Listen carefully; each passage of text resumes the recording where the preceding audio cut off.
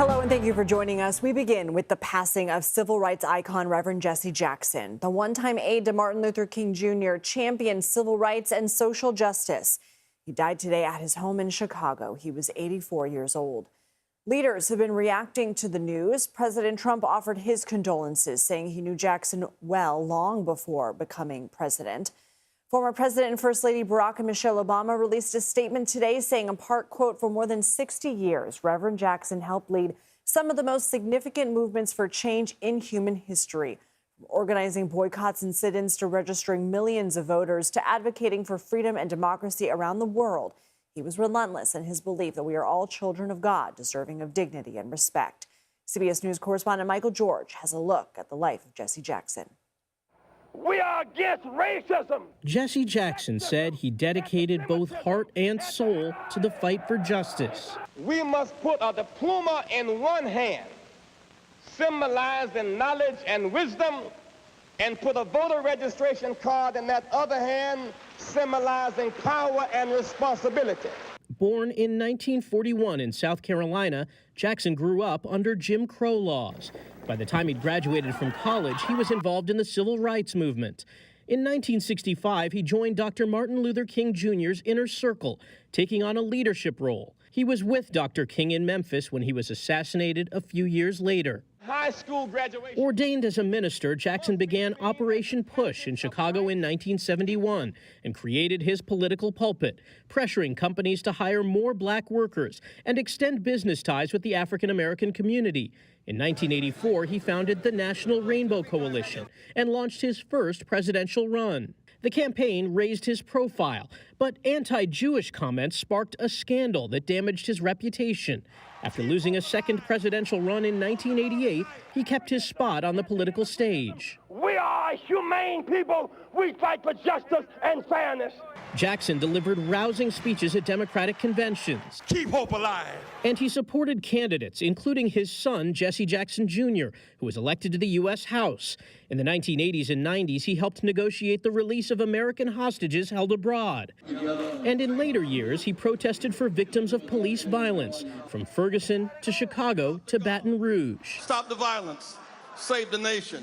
In 2017, Jackson was diagnosed with Parkinson's. In 2025, doctors said he actually had PSP, a rare neurological disease. While it slowed him down, Jackson said he didn't let it stop him from his mission, instilling hope in the hopeless. Michael George, CBS News. CBS News White House reporter Aaron Navarro joins us now. So, Aaron, what has the White House response been to Reverend Jackson's passing?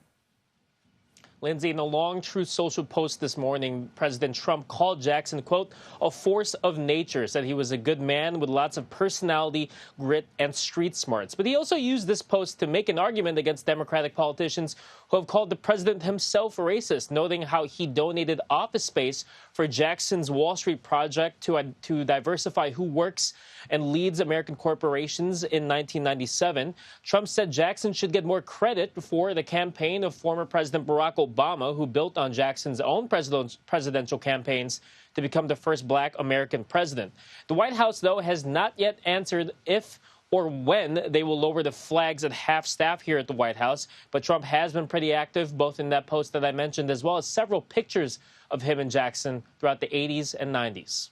And we are also monitoring the Trump administration's second round of talks with Iran on their nuclear program. What is the administration saying about how it went? Vice President J.D. Vance on Fox News this afternoon seemed to suggest it was a bit of a mixed bag, said that Iran did not acknowledge some of President Trump's red lines. And the White House has been adamant on Iran abandoning its nuclear program entirely and stopping the support of neighboring terrorist groups in the region, such as Hezbollah and the Houthis. These are all points that Iran's Ayatollah this morning refuted. This is what Vice President Vance said on Fox earlier this afternoon.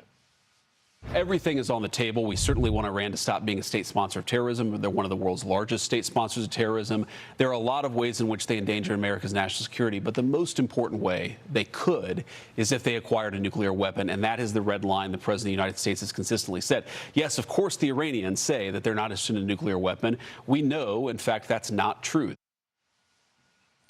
Now, the vice president's comments there that all options remain on the table is notable given that the U.S. is sending a second aircraft carrier into that region. But Iran and Oman, the mediating country for these talks in Geneva, were optimistic in readouts that they provided. Iran's foreign minister said they reached a general understanding on where the talks should move forward and that once drafts of a deal are exchanged between the parties, a third round of talks will be determined. Navarro, thank you.